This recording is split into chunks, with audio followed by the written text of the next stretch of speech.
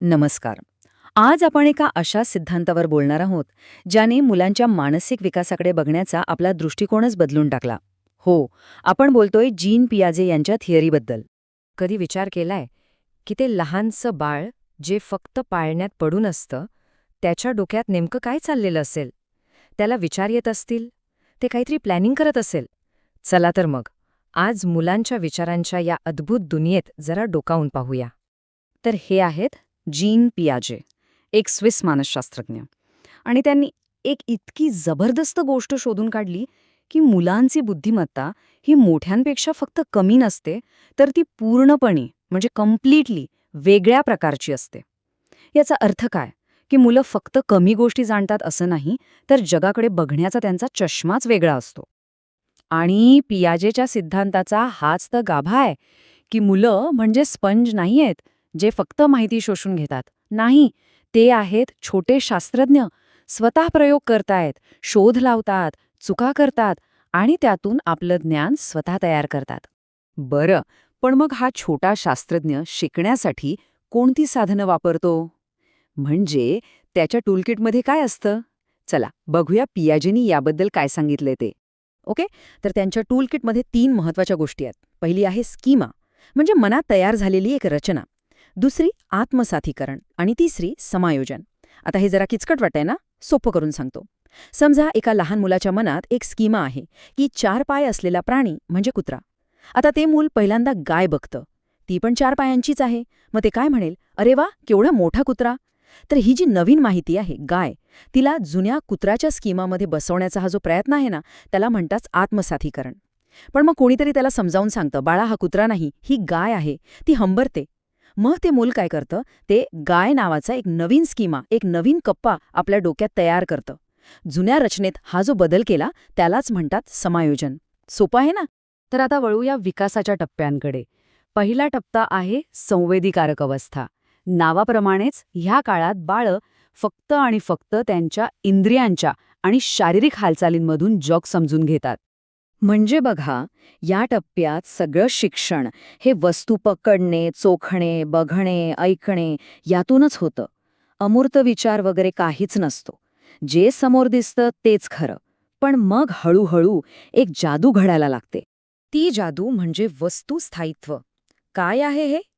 सोप्या भाषेत सांगायचं तर आउट ऑफ साईट म्हणजे आउट ऑफ माइंड नाही. आपण लहान मुलांबरोबर तो लपाछपी किंवा पिकअबू खेळतो ना, तो ह्याच संकल्पनेचा एक उत्तम नमुना आहे. सुरुवातीला आपण चेहरा लपवला की बाळाला वाटतं की आपण खरंच गायब झालो.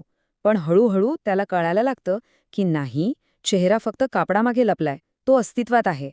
आणि ही समज येणं खूप महत्वाचं आहे, कारण इथूनच मुलाच्या मनात आठवणी आणि नात्यांचा पाया रचला जातो. चला, आता दुसऱ्या टप्प्याकडे जाऊया. पूर्वक्रियात्मक अवस्था. साधारण वयवर्ष 2 ते 7.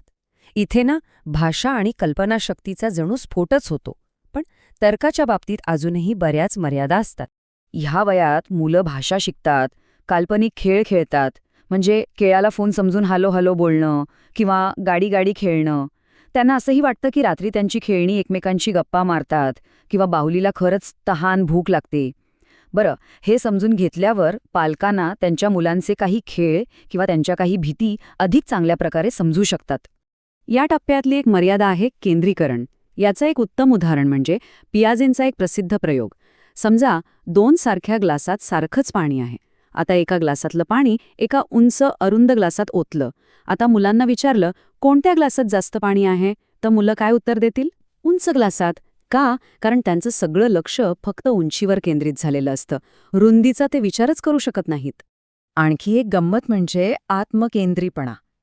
आता याचा अर्थ स्वार्थीपणा असा नाहीये. ही एक वैचारिक मर्यादा आहे. म्हणजे माझा जो दृष्टिकोन आहे तोच सगळ्यांचा आहे असं मुलांना वाटतं. पियाजेंच्या 3 पर्वत प्रयोगात मुलांना विचारलं जायचं की समोर बसलेल्या बाहुलीला काय दिसतंय, तर ते जे स्वतः बघतायत तेच सांगायचे. त्यामुळे शेअरिंग कर किंवा दुसऱ्याचा विचार कर हे त्यांना लगेच का जमत नाही हे आपल्याला यातून कळतं. ठीक आहे, तर आता आपला छोटा शास्त्रज्ञ थोडा मोठा झालाय. आपण आलोय तिसऱ्या टप्प्यात, मूर्त क्रियात्मक अवस्था. आता मुलांचे विचार अधिक लॉजिकल, अधिक संघटित होतात, पण त्यांचं लॉजिक अजूनही अशाच गोष्टींवर चालतं ज्या ते बघू शकतात, स्पर्श करू शकतात. पण आता सगळं लॉजिक बदलतं. मागच्या टप्प्यात ज्या गोष्टी जमत नव्हत्या त्या आता सहज जमायला लागतात. मुलांच्या विचारसरणीत एक मोठी झेप बघायला मिळते. आठवतोय तो पाण्याचा प्रयोग? आता जर त्याच वयोगटातल्या मुलाला विचारलं तर ते बरोबर सांगेल की दोन्ही ग्लासमधलं पाणी सारखंच आहे. का?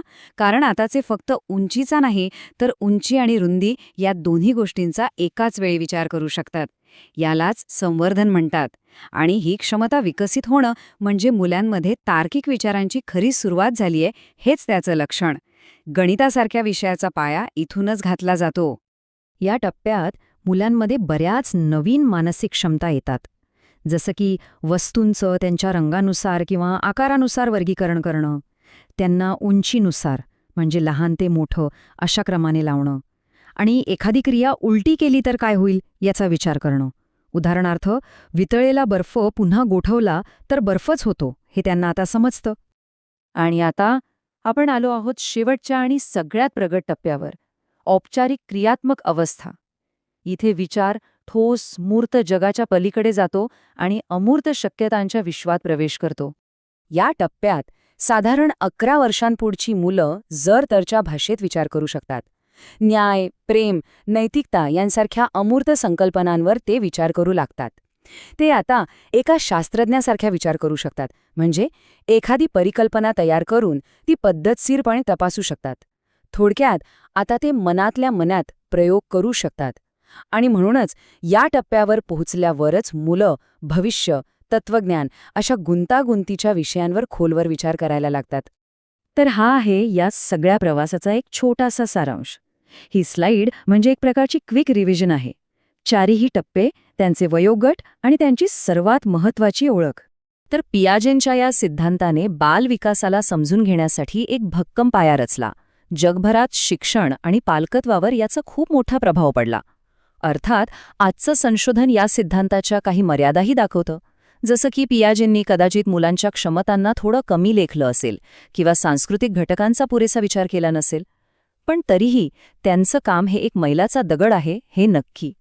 आणि जाता जाता एक विचार करायला लावणारा प्रश्न, पियाजेंनी हे टप्पे सांगितले तेव्हा आजसारखं डिजिटल जग नव्हतं. आजच्या काळात जिथे मुलांना लहान वयातच स्क्रीन आणि प्रचंड माहितीचा सामना करावा लागतो, तिथे विकासाचे हे टप्पे बदलले असतील का? यावर नक्की विचार करा.